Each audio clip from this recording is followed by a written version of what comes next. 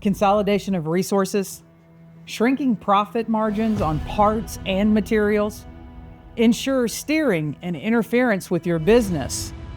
For many shops, just surviving 2025 was a miracle, and so far, 26 is not shaping up to be any easier. If you want to learn how to attack the new year with a new mindset and skills, you have to join our insurance and customer relations training group now, or keep listening. Now, what if I told you every hardship and insurance obstacle you're facing today in 2026 started in the 1920s with Sigmund Freud? Yeah, that's the tell me about your mother guy that most of us only remember from Bill and Ted's Excellent Adventure. But really, it's more about how his work influenced his nephew, who was living in the United States, Edward Bernays. Often called the father of public relations, he was mostly just a below-average writer until the U.S. entered World War I. He got a job for the government and was tasked with building public support for the war. Remembering some of his uncle's research in the unconscious mind, he launched what he called psychological warfare, or as we like to call it, propaganda. When the war was over, he realized the strategies used in creating wartime messaging would also work in marketing and sales.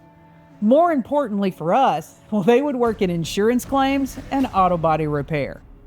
Yeah, the answers to combating insurers and keeping your business profitable lie in World War I. If you want the battle plans for 2026, well, just click and join our insurance and customer relations monthly training group. Now, come on, you say.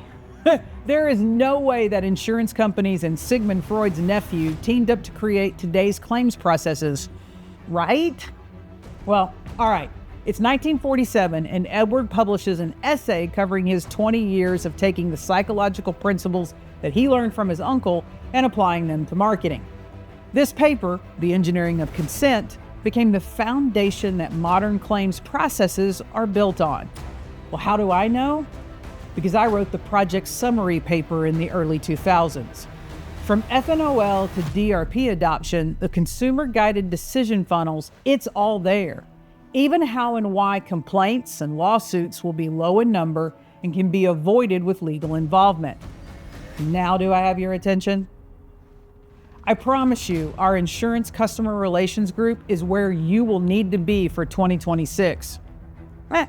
Let's take a look at the insights found in the research papers, focus groups, and the application of principles that was in Edward Bernays' work. Yep, there it is. We're just in the first years of the DRP program, and with most insurers, claims is trying to project 10 to 15 years forward. You put into action today the plans that will pay dividends in the future.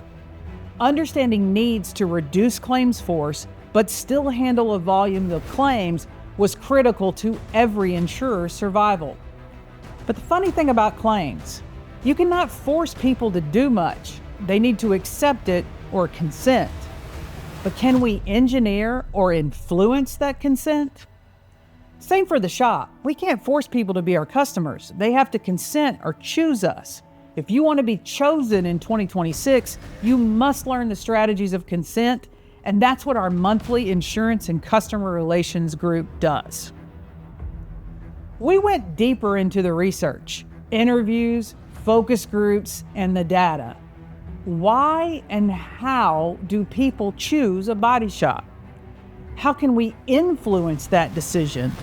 If we're going to allow a shop to take a perceived position of authority by allowing direct access or upload, how do we keep cost control central?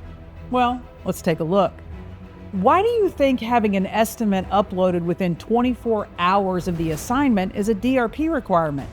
How guilty does a shop feel when they have to supplement their own original estimate? And how often have you or a shop you know not submitted a supplement for something that has come up during the repair? You see, we knew the importance of a shop submitting a number or an estimate early. From that point on, it was your self-image at odds with the first expectation that you set with the customer, not us. Supplements became KPIs, and anchoring with expectations took on a life of its own. Well, now I've got you interested, right? You want to see the whole paper? Well, you got to be a part of our insurance and customer relations group. But what good is the enemy's battle plan if you don't have one of your own? For 2026, I took the old insurance project and built out the rebuttal, or your shop's combat plan, to engineered consent. Knowing these principles are not just how to negotiate or handle insurance steering, but they'll also teach you how to market and attract more customers. Well, remember our nephew, Edward Bernays? He went on to become one of the most successful marketing agents of all time. He had groundbreaking campaigns for companies such as Dixie Cup, American Tobacco, and General Motors. The principles and strategies of consumer consent will help you with your shop's website, printed handouts, social media, and other aspects of community or consumer connection.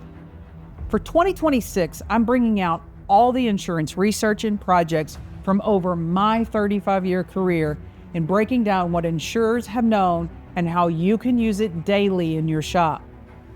Wait till I tell you how a CIA experiment during the Cold War led to Jake in his khakis in 2011. Hurry up and join us. You don't want to miss our next meeting.